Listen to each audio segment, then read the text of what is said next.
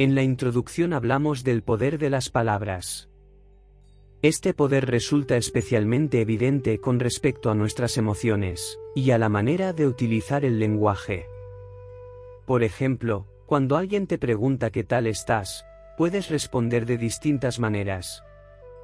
Estoy feliz. Estoy triste. Estoy bien. Estoy mal. Estoy nervioso. Estoy emocionado. Estoy deprimido. Sin embargo, coloquialismos aparte, ninguna de estas frases es precisa porque todas empiezan con la potente palabra estoy, seguida de un sentimiento. Por consiguiente, te describes como un sentimiento cuando sería más preciso decir que hay sentimientos de tristeza o emoción o felicidad que en tu interior.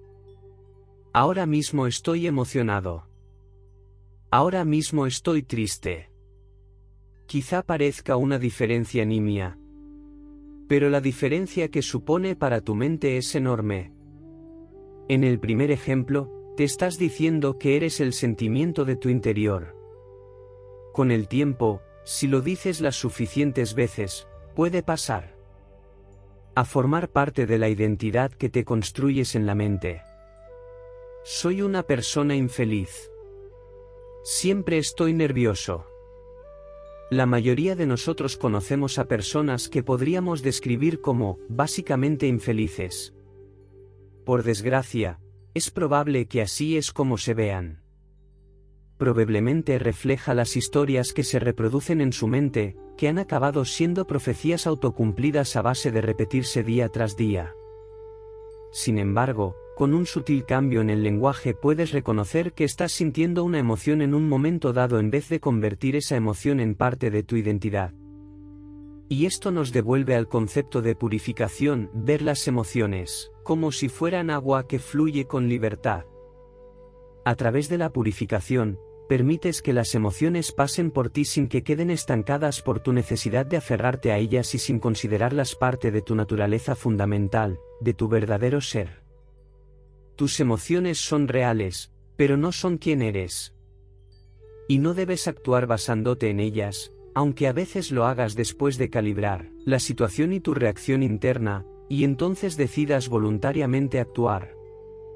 Este acto de discernimiento consciente enraizado en la concienciación es lo que te convierte en maestro. Tanto tus sentidos como tu imaginación contribuyen a tus emociones. Así pues, sentir dolor real en un momento dado puede no diferir de algo que recuerdes. Tu cuerpo puede recrear la experiencia emocional, obligándote a revivirla una y otra vez. Por eso, la aflicción y la depresión pueden resultar físicamente dolorosas mucho después de que se haya producido el evento que las desencadenó. Ese es también el motivo por el que el trauma emocional puede provocar trastornos físicos. Quizá por esto la labor más importante que realizas con tus emociones debe tener en cuenta los procesos profundos implicados en las situaciones traumáticas. Cuando empleo la palabra trauma en este contexto, me refiero por supuesto a todos los sucesos horrendos, abusos o traiciones que suele denotar este término. Pero también me refiero a heridas menores, los sucesos que pueden describirse como experiencias adversas, rechazo, vergüenza, fracaso al no alcanzar el objetivo deseado, etc. Prácticamente ninguno de nosotros llega a la edad adulta sin haber tenido estas experiencias en mayor o menor grado.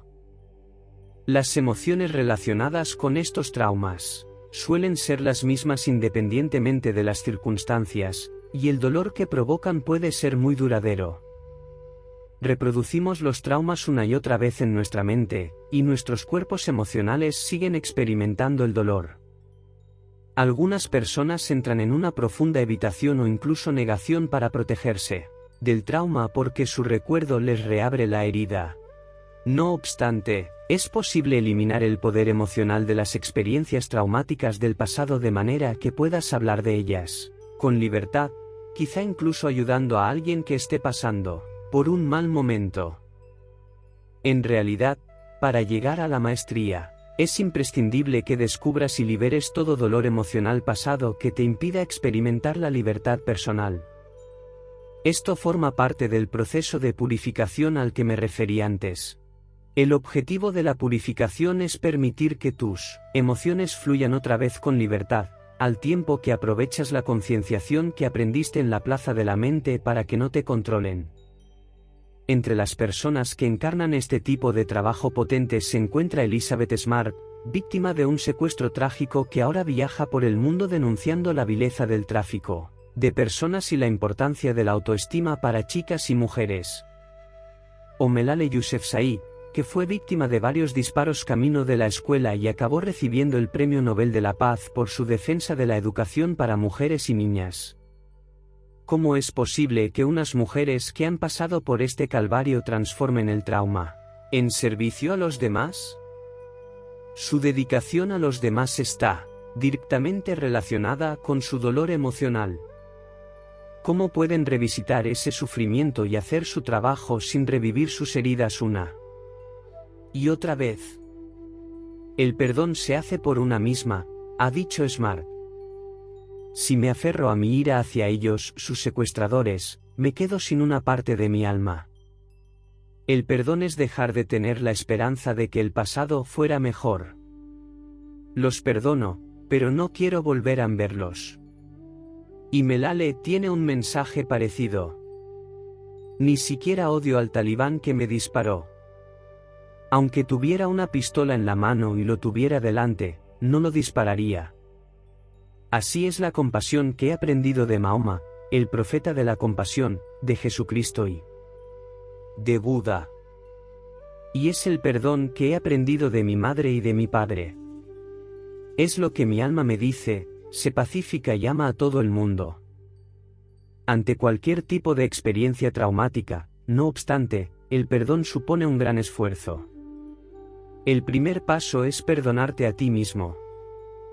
En los dos ejemplos anteriores, es fácil ver que ninguna de estas dos jóvenes tuvo la culpa de lo que les pasó. Sin embargo, cuando le toca el turno a nuestras experiencias, incluso cuando nos han convertido en víctimas, solemos albergar sentimientos de culpa y remordimiento. El perdón empieza siendo conscientes de estos sentimientos en un lugar seguro, con ayuda profesional si se necesita o desea. El perdón exige querer adentrarse en tu experiencia emocional actual, mirarla y aceptar lo que sientes, y luego perdonarte a ti primero. Perdónate por el sueño que te perjudicó, por tus errores, por no haber sabido hacerlo mejor, por todas y cada una de las cosas. Recuerda, no estás perdonando para beneficiar a quien quiera o lo que fuera que te hirió. Perdonas para aflojar el control que las emociones tienen sobre ti, de manera que tu dolor no determine tus actos en el futuro. El perdón eleva tus percepciones de lo ocurrido desde el nivel de la víctima y el autor al punto de vista trascendente del águila. Desde ahí, obtienes una perspectiva más amplia. Eso permite que la herida sane de manera que, cuando la revisitas, ya no vuelve a herirte. Si una herida emocional se deja abierta y barra diagonal o si la reabres cada vez que te acuerdas de ella, hay una parte de ti que dice que si a esa herida, una parte de ti que, en cierto modo, sigue queriendo o necesitando que esté en carne viva y sea dolorosa. A veces es muy difícil darse cuenta de ello y aceptarlo, pero puede resultar increíblemente poderoso analizar para qué sirve mantener una herida abierta. Quizá la mantengas abierta hasta que estés realmente preparado para sanarla o tal vez has hecho que forme parte de tu identidad. No pasa nada, perdónate eso también, pero siempre puedes decidir empezar el proceso de sanación, en cualquier momento. A menudo hablar con la gente en quien confías para compartir tus sentimientos abre la puerta de la sanación. Cuando los sentimientos son un tabú, cuando piensas que no deberías hablar de ellos ni confesarlos, te cierras a la posibilidad de trabajarlos. Tal como nos recuerda el gran Fred Rogers, cuando podemos hablar de nuestros sentimientos, resultan menos abrumadores, menos angustiosos y alarmantes. Las personas a quien nos confiamos pueden ayudarnos a saber que no estamos solos. Tus emociones son una fuente inagotable de material con el que trabajar a lo largo del viaje hacia la libertad personal. Tu cuerpo emocional está vinculado a una verdadera biblioteca de historias, creencias, acuerdos y recuerdos susceptibles de examen en tu labor como guerrero tolteca. Y tu libertad suele yacer justo al otro lado de una emoción dolorosa.